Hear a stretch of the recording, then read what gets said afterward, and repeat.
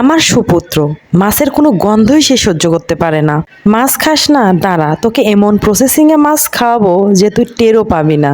তুই তো খাবি খাবি, তোর বাবা পর্যন্ত বসে খাবে, টেরও পাবে না যে আসলে এটা কি। যে পুত্র আমার মাছের গন্ধই সহ্য করতে পারতো না, সে পুত্র দেখছেন মাছের বোড়া ঠিকই চেটে ভুটে খাচ্ছে। এমনকি সে বারবার বলতেও ছিল যে অনেক মজা হয়েছে, সেটা তো আর আঙ্গুলের দিকে তাকালেই আপনারা বুঝতে পারতেছেন। শুধু কি ডিম আর চিকেন খাইলেই হবে, মাছ খাইতে হবে না?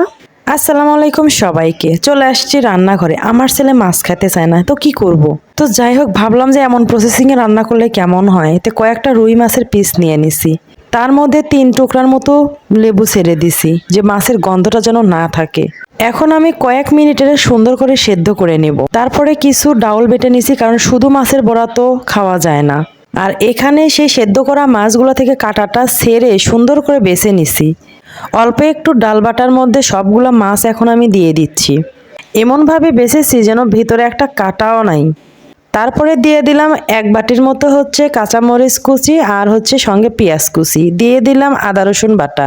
তারপরে দিলাম সামান্য একটু হলুদের গুঁড়া এবং জিরার গুঁড়া, শেষে দিলাম একটু চিলি ফ্লেক্স আর স্বাদ মতো লবণ। এখন সুন্দর করে হাত দিয়ে আমি মাছ আর ডাল বাটা সুন্দর করে মাখিয়ে নিচ্ছি। মাছ খায় না বললেই হলো, দেখি আজকে মাছ না খেয়ে যায় কোথায় আমার পুত্র। তো যাই হোক, তারপর মাখাইতে মাখাইতে একদম সুন্দর করে মশলাগুলোর সাথে মিক্সড করে ফেললাম।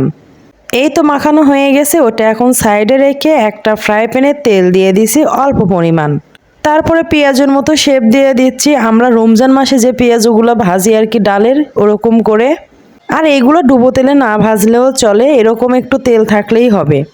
তো যাই হোক, সবগুলো দেওয়ার শেষে এখন এই যে এক পাশ সুন্দর হয়ে গেলে আবার পাশগুলো উল্টায় দিব। 2 পাশটা একদম ব্রাউন কালার করে ভেজে নেব। আর এটা এত মুসমুসে ছিল, বাসায় যেদিন বানিয়ে খাবেন সেদিন বুঝতে পারবেন যে এটা কতটা মুসমুসে হয়। ডুবো তেলেতে মাছ ফ্রাই করলে যেমন হয় ঠিক তেমন। তো যাই হোক, পেঁয়াজগুলো আমার হয়ে গেছে, এখন আমি সুন্দর করে একটা বাটিতে উঠায় নিচ্ছি। সেম ভাবে আমি সবগুলো পেঁয়াজই ভেজে নেব। এটাতে কিন্তু অতটা তেল কিন্তু টানে না, দেখতেই পাচ্ছেন সেটা আপনারা। তো যাই হোক, আমার এখন সবগুলো পেঁয়াজু ভাজা শেষ, মানে মাছের পেঁয়াজু আর কি, মাছের বোড়া বললেও চলবে। আর এটা কি দেখে বোঝা যাচ্ছে যে আমি মাছ দিয়ে এটা বানাইছি। মাছের যে একটা গন্ধ সেটা একটু এর ভিতরে নাই। তারপরে তো এই যে আমার মহারাজাকে দিয়েছি, মহারাজা তো খুবই মনের সুখে খাচ্ছিল। তো আমি তাকে যতবার জিজ্ঞেস করতেছিলাম যে বাবা কেমন হয়েছে খেতে, সে বলে যে আম্মু অনেক মজা, আমাকে আরো কয়েকটা দাও। তো যাই হোক, তারপরে চলে আসলাম রান্নাঘরে। আবারও আমি একটু খিচুড়ি রান্না করতেছিলাম। বৃষ্টির দিন খিচুড়ি না হইলে হয়? আতপ চালের খিচুড়ি বরাবরই আমার অনেক পছন্দ, আর যদি হয় গরুর মাংসের খিচুড়ি তাহলে তার কোনো কথাই নাই।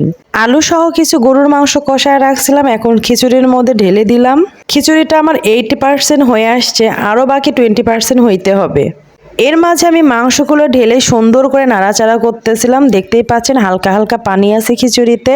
বৃষ্টি মানেই তো খিচুড়ি, আর খিচুড়ি খাইতে তো অনেক মজা বৃষ্টির দিনে। মাছের যে বড়া বানাইছি সেটা কিন্তু খিচুড়ির সঙ্গে একদম জমে যাবে। যে বাচ্চারা মাছ খেতে চায় না তারা আমার মতো একটু কারিশমা খাটিয়ে খাওয়াবেন, দেখবেন খুবই খাচ্ছে। তো যাই হোক, আমার কিন্তু এদিকে খিচুড়ি রান্না করা টোটালি কমপ্লিট হয়ে গেছে, এখন শুধু খাবারের পালা। সবাই ভালো থাকবেন, আল্লাহ হাফেজ।